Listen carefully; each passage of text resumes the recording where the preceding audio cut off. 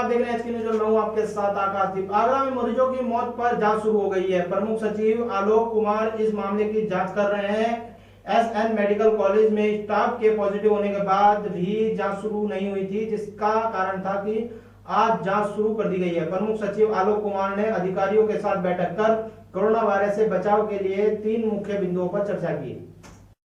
रणनीति जो है उसके 3 मुख्य अंग हैं। एक तो है कि जो पॉजिटिव टेस्ट है उसको देखते हुए कंटेनमेंट जोन बनाए जाए, उनकी सख्ती से लॉकडाउन का एनफोर्स कराया जाए और जो वहाँ पर उनके प्राइमरी कॉन्टैक्ट हैं उनके सैंपलिंग कराया जाए और टेस्टिंग को बढ़ाया जाए। तो दूसरी बात ये कि जो यहाँ की जनता है उसको जो आवश्यक सेवाएं मिलनी चाहिए, विशेषकर उनका जो इलाज होना चाहिए और उनको दवाइयों की बात है, उनको पीने का पानी है और सफाई है, उसके लिए हम लोगों ने बहुत डिटेल रिव्यू किया है। तीसरी बात ये जो भी हम लोग काम कर रहे हैं उसकी बात जनता तक पहुंचाने के लिए आज हम लोग आज से प्रेस रिलीज भी जारी करेंगे, वो बना रहे हैं, वो सब दिया जाएगा। लेकिन जितना अभी काम किया गया उसके परिणाम जो हैं वो हमें उत्साहवर्धक लग रहे हैं। आगरा में संख्या सबसे ज़्यादा है, तो हम लोग रोज़ाना 11 बजे बैठ के सारे सीएमओ रहते हैं, सीएमएस रहते हैं और जो हमारे 2 डॉक्टर एज नोडल अफसर्स भेजे गए उनके साथ बैठ के एसएसपी डीएम रहते हैं।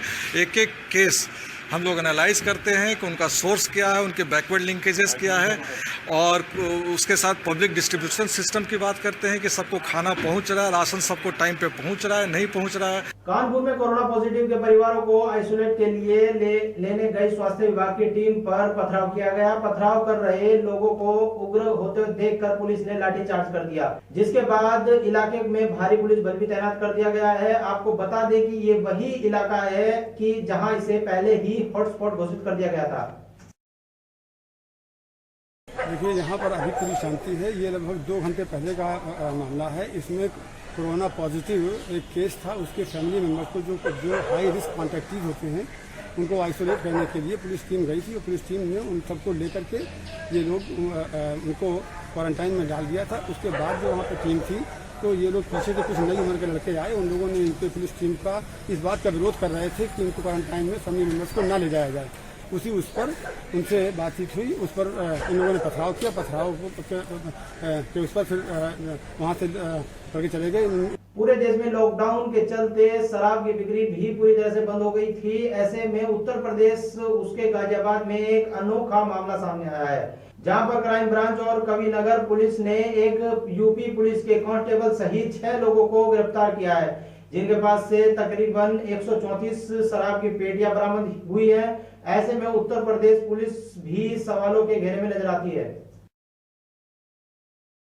भैया काम नहीं करते थे, मतलब अपने लिए ले लेते हैं 2-4 बोतल, तो काम नहीं करते हो। तो आपकी पोस्टिंग कहाँ पे है? पोस्टिंग कहाँ है आपकी? मुजफ्फरनगर है आप इस समय? फिर भैया मैं घर में तो अपने लिए लेने आए थे 2-4 बोतल। कहाँ से लेने आए थे आप? ये लाल कुआं पार्किंग से। लाल कुआं पार्किंग। उसका फोन पहले से ट्रेसिंग पे चल रहा था, हमें नहीं पता था। हम तो उड़ता लॉकडाउन में तो आपको पता ही है पूरा लागू है, शराबबंदी है। उड़ता तीर नहीं, 2-4 बोतल लेने आए थे हम तो। ऐसे कुछ तस्करी वाला सिस्टम नहीं अपना। पोस्टिंग कहाँ है आपकी? ना तो मुझ पर दारू बरामद हुई है ना। ठीक, किसने पकड़ा? क्राइम ब्रांच पुलिस ने और इन्होंने? नहीं, मैं तो वहाँ पर आया था घर पर। मेरे को मैंने मेरा हाथ नहीं पकड़ा था। ठीक, कहाँ सप्लाई कर रहे थे लॉकडाउन में? तो वैसे तो कुछ भी सप्लाई नहीं फिर कहाँ से इतनी बरामद हो गई? मैंने तो बताई है, बल्कि यहाँ शराबी मैं नहीं था। गाड़ियाँ किसकी हैं वो?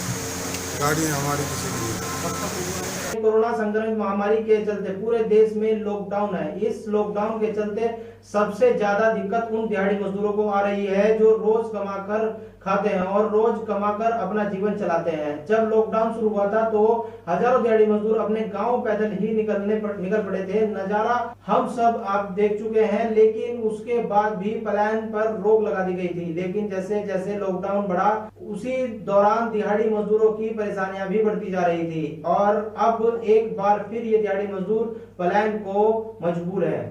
हम लोग बहादुरगढ़ से। बहादुरगढ़ में क्या करते थे वहाँ पे? वहाँ पे एक फैक्ट्री में काम करते थे, वो बंद हो गई है। अच्छा। मेरे पास पैसा नहीं, प्लस एक जेवर था वो भी मैंने बेच दिया 2500 का दवा पानी लाने में। अब मेरे पास फिर पैसा खत्म है तो मैं क्या करूँ? अगर मान लो कहीं से मुझे दाल चावल, पहली बात वहाँ से 10 किलोमीटर दूरी पे खाना मिल रहा, प्लस अगर कहीं दाल चावल मिल गया 5 दिन के लिए तो फिर मैं बच्चे की दवा कहाँ से लाऊंगा? और 10 किलोमीटर रोज तीसरे चौथे दिन जा नहीं पाऊंगा भैया खाने के लिए। तो बहादुरगढ़ से आप लोग कहाँ कैसे आ रहे हैं? बहादुरगढ़ से पैदल आ रहे हैं, कहीं कोई जैसे साइकिल वाले ने मदद कर दी या कोई ठेले वाले ने मदद कर दी, या पैदल चले आ रहे हैं। पैदल लगभग 90% पैदल चले। भले ही नवी मुंबई में एपीएमसी बाजार कोरोना से रेड जोन में है, लेकिन एपीएमसी बाजार को जारी रखने के निर्णय पर अब सरकार और कोंडन मंडल कार्यालय के इशारे पर चर्चा की जा रही है। जैसे ही बाजारों की कुल संख्या 10 तक पहुंची, नवी मुंबई नगर निगम ने एपीएमसी को एक पत्र जारी कर इन 5 बाजारों को 14 दिन के लिए बंद रखने का निर्देश दिया है।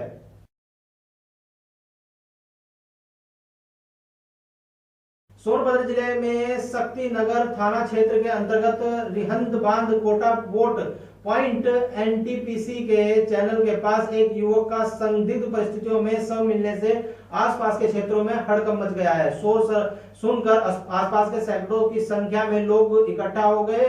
इसी की सूचना शक्ति नगर के थाने पुलिस को दे दी गई। सूचना के बाद घटनास्थल पर पहुंची पुलिस ने शव को कब्जे में लेकर जांच पड़ताल के लिए शुरू कर दिया है। घर से बोल के निकला कि मैं आ रहा हूँ 5 मिनट में, और मोबाइल भी छोड़ दिया और निकल गया घर से। आज उसकी बॉडी मिली है यहाँ कोटा बस्ती डैम में, और उसके सर में चोट भी है। और उसका कुछ दिन पहले बगल में बजरंगी जनरल स्टोर में बबलू करके हैं, उनसे कुछ कहा सुनी भी हुई थी। धर्मनगरी हरिद्वार में लॉकडाउन के दौरान सबसे ज्यादा परेशानी यहां पर रहने वाले गरीबों, भिक्षुक, साधुओं और भिखारियों को हो रही है। ऐसे लोगों को चिन्हित कर जिला प्रशासन और समाज सेवी सभाएं भोजन उपलब्ध कराने का काम कर रही है। भूपतवाला क्षेत्र में मोतीचूर रेलवे स्टेशन के पास रहने वाले करीब 1000 लोगों को रोज खाना खिलाने का बीड़ा समाज सेवियों ने अपने साथियों के साथ मिलकर उठाया है। हम इन्हें सोशल डिस्टेंसिंग के बारे में बताते हैं, फिर इनका हैंड सैनिटाइज कराते हैं डेली, और उसके बाद इन्हें हम रोज़ भोजन वितरित करते हैं, जो हमारा आज 30वां दिन है। ये एक पूरी टीम काम कर रही है 24 से 25 लोगों की, जो रोलीवेल वाला, दूधाधारी चौक, ये मोतीचूर स्टेशन, जो प्रशासन के द्वारा गाइडलाइन जारी की है उसी के तहत हम बांटते हैं। निरंतर ये करीबन 30 दिनों से चल रहा है ये, और जिस दिन से लॉकडाउन हुआ था उस दिन से करीबन 200 लोगों से शुरुआत हुई थी, और आज करीबन 1200-1300 आदमियों का प्रतिदिन का भोजन हो रहा है।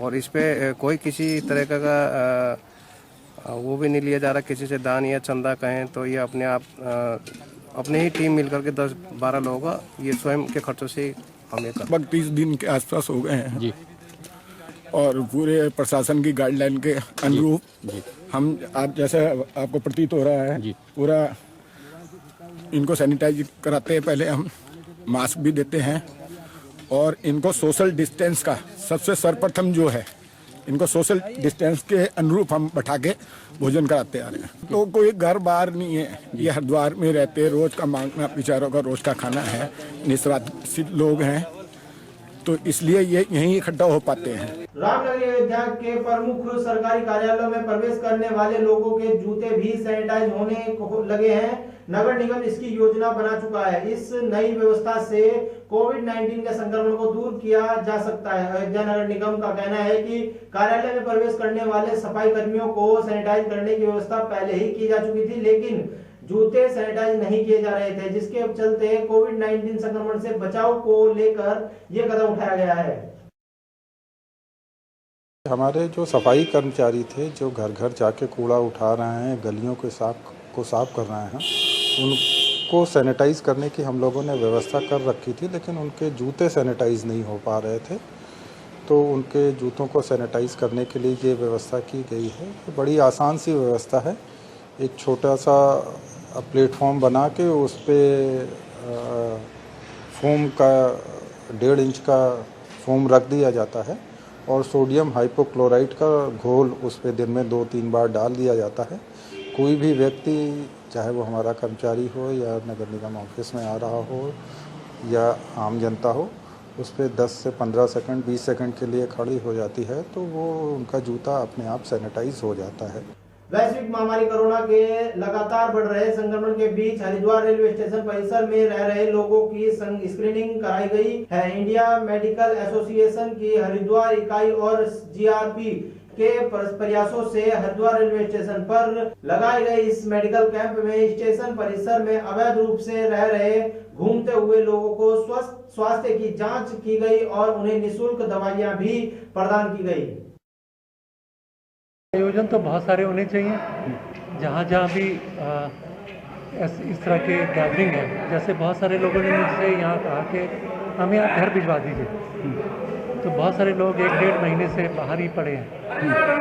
तो ऐसे लोगों की हेल्प हो जाए, उनको कोई परेशानी है उनको देखा जाए, और फिर ऐसे लोगों को ज़्यादा चांसेस हैं इसके कोरोना इन्फेक्शन होने के।